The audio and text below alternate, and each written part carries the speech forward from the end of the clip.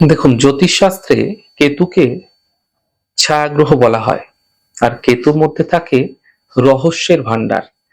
কেতু এমন একটা গ্রহ যার মধ্যে পূর্বজন্মের কর্মফলের লেখাজোখা থাকে। আপনি পূর্বজন্মে কি করেছিলেন, কোথায় ছিলেন, সমস্ত কিছু কেতু থেকে কিন্তু জানা যেতে পারে। তবে এটি একটি বৃহৎ পার্ট, অ্যানালিটিক্যাল পার্ট। এটা ষোড়শবর্গ ছকে বিভিন্ন কুণ্ডলী বিচার করার পর সেগুলো বলা যায়।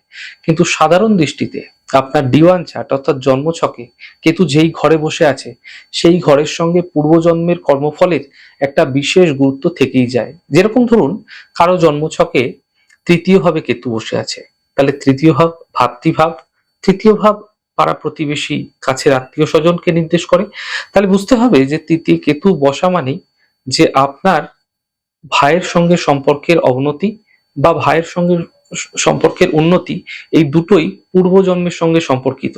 অর্থাৎ কেতু যেই ভাবটিতে বসে থাকবে, কেতু যেই ভাবকে দেখাবে, সেই ভাবটি কিন্তু আপনার পূর্বজন্মের সঙ্গে সম্পর্কিত ছিল।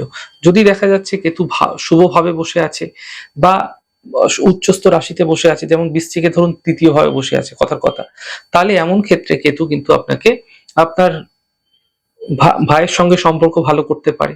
অর্থাৎ পূর্বজন্মে কোনো ভালো কাজ আপনি করেছিলেন, যার কারণে এই জন্মে আপনার ভাইয়ের সঙ্গে সম্পর্ক ভালো, পাড়া প্রতিবেশীদের সঙ্গে, আপনার যারা আত্মীয় স্বজন আছে তাদের সঙ্গে সম্পর্ক ভালো হতে পারে। একইভাবে কেতু দেখা যাচ্ছে বৃষ রাশিতে বসে আছে, সেক্ষেত্রে যেহেতু তার দুর্বল রাশি, সেক্ষেত্রে কেতু কিন্তু সেক্ষেত্রে নেগেটিভ ফল দিতে পারে। পাড়া প্রতিবেশী আপনার ক্ষেত্রে শত্রু হতে পারে, আপনার ভাই আপনার ক্ষেত্রে শত্রুতার মূলক আচরণ করতে পারে, এরকম অনেক কিছু ঘটতে পারে।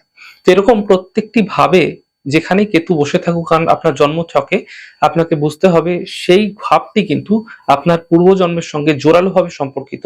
এবং মাথায় রাখবেন, কেতু যেইভাবে বসে আছে সেই ভাবটি কিন্তু কখনোই আপনারা প্রকাশিত রাখবেন না, সর্বদা সেই ভাবটিকে গোপন রাখার চেষ্টা করবেন। ধরুন আপনার অষ্টম ভাবে কেতু আছে, তাহলে অষ্টম ভাব আমাদের যে কোনো গোপন জিনিস জানার ভাব। তো যে কোনো গুপ্ত কথা একে ওকে বলা এমনটি করবেন না, এর মাধ্যম দিয়ে কিন্তু আপনার সমস্যা বাড়বে।